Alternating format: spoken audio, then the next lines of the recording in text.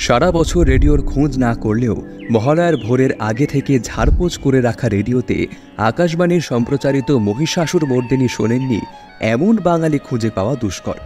মহালয়া এবং মহিষাসুর মর্দিনী যেন একই মুদ্রার এপিটোপিট। বাঙালির মননে ও সত্তায় মহালয়ার সকালে অনুরণিত হয় বাজল তোমার আলোর বেণু। পূর্ণ মহালয়ার ভোরে যে সুর, যে সঙ্গীত, যে ভাষ্য না হলে আমাদের পুজোটাই শুরু হয় না, সেই লহরীর নাম মহিষাসুর মর্দিনী। আকাশবাণী কলকাতার সবচেয়ে জনপ্রিয় এই অনুষ্ঠানটি পুজোর আবহাওয়া বয়ে আনে। এই অনুষ্ঠানের সঙ্গে যুক্ত প্রবাদ প্রতিম তিনজন মানুষ হলেন পঙ্কজ কুমার মল্লিক, বাণী কুমার এবং এক ও অদ্বিতীয় বীরেন্দ্র কৃষ্ণ ভদ্র। রেডিওর কোনো অনুষ্ঠান যে কতটা জনপ্রিয় হতে পারে, এই অনুষ্ঠানটি তার জলজ্যান্ত প্রমাণ। কিন্তু এই অনুষ্ঠানটির মধ্যেও লুকিয়ে আছে অনেক ইতিহাস এবং ইতিহাসের অন্ধকার। মহালয়ার সঙ্গে মহিষাসুর মর্দিনীর কি কোনো সম্পর্ক আছে?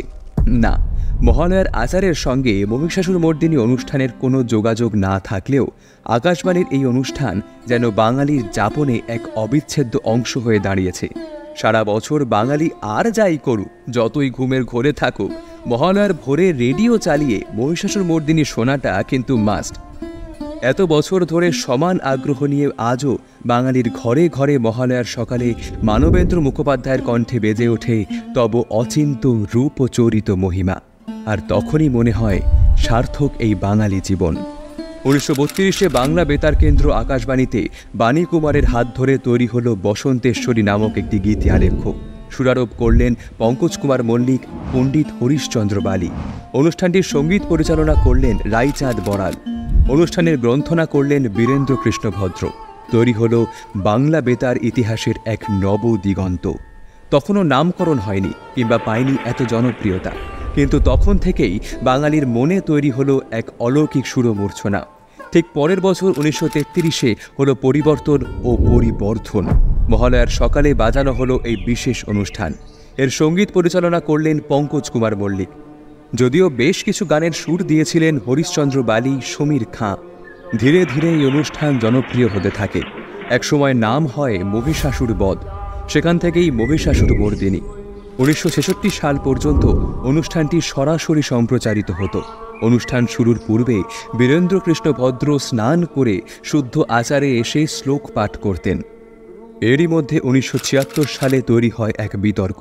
মহালয়ার দিন মহিষাসুর মর্দিনীর পরিবর্তে ধ্যানেশ নারায়ণ চক্রবর্তী রচিত দেবীং দুর্গতি হারিনাম নামে একটি ভিন্ন অনুষ্ঠান একই সময় সম্প্রচার করা হয়, যেখানে অনুষ্ঠানে শ্লোক পাঠ করেন স্বয়ং উত্তম কুমার। সঙ্গীত পরিচালনার দায়িত্বে ছিলেন হেমন্ত মুখোপাধ্যায়। অনুষ্ঠানে মান্না দে, লতা মঙ্গেশকর, আশা ভোসলে, আরতি মুখোপাধ্যায়, সন্ধ্যা মুখোপাধ্যায় প্রমুখ বিখ্যাত সঙ্গীত শিল্পীদের দিয়ে গান গাওয়ানো হয়। কিন্তু বীরেন্দ্র কৃষ্ণ ভদ্রের কণ্ঠস্বর এবং মহিষাসুর মর্দিনীর অনুষ্ঠানের বিপুল জনপ্রিয়তার কারণে বাঙালি জনগণ এই নতুন অনুষ্ঠানটিকে মেনে নিতে পারেননি। মানুষজন বিক্ষোভ শুরু করে। জনগণের চাপে একই বছর ষষ্ঠীর দিন ফের মহিষাসুর মর্দিনী অনুষ্ঠানটি সম্প্রচার করা হয়। মহালয়া একটি তিথি। আশ্বিন মাসে গণেশ চতুর্থীর পর যে পূর্ণিমা পড়ে, সেদিন পিতৃপক্ষের সূচনা, আর অমাবস্যায় তার অবসান। শাস্ত্রমতে এই 16 চন্দ্রমাস পিতৃপক্ষ। পিতৃপক্ষের অবসানে মাতৃপক্ষের সূচনা, আর দুই পক্ষের যে সন্ধিক্ষণ লগ্ন, তাকেই বলা হয় মহালয়া। এই দিনে পিতৃপুরুষের উদ্দেশ্যে তর্পণ করা হয়। বলা হয় আগের 3 পুরুষের আত্মা এই সময় পিতৃলোকে অবস্থান করেন। মহালয়ার দিন পবিত্র সকালেই স্তোত্র জলে অঞ্জলি সহ তাদের উদ্দেশ্যে তর্পণ করলে তারা তৃপ্ত হন। এই ক্রিয়া পরম্পরাগত চলে আসছে। বাঙালির প্রাণের উৎসব দুর্গাপুজো। সমগ্র বিশ্বজুড়েই বাঙালিরা আনন্দে মেতে ওঠে। এমন বৃহৎ আনন্দোৎসব বাঙালির সংস্কৃতিতে কমই আছে। আর এই আনন্দেই যুক্ত হয় মহালয়া বিষয়টি। মহালয়া থেকেই ধরে নেওয়া হয় উৎসবের আরম্ভ।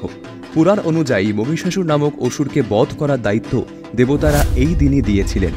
দীর্ঘ 9 দিন যুদ্ধ শেষে অসুর বধের এই কাহিনীর সাথে যুক্ত হয়েছে বাঙালির দুর্গা আরাধনা।